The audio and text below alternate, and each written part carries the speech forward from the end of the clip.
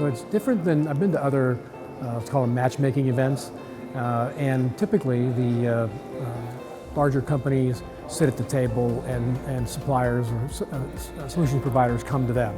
This is the reverse of that, and so it's good to see that you set up for suppliers to set up meetings and that the potential customers come to them and have good discussions.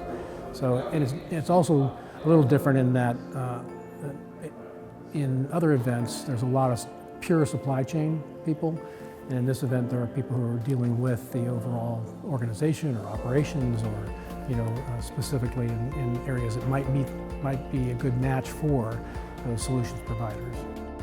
Yeah, that's really a strong point, I think, for this format. There's been a lot of people who are at high levels in the organization, people who have sizable budgets, and they're looking for new suppliers or looking for new solutions to issues that they're experiencing. And they are the decision makers, or they're people who can then funnel those kind of relationships to people in the organization who have needs that match the suppliers.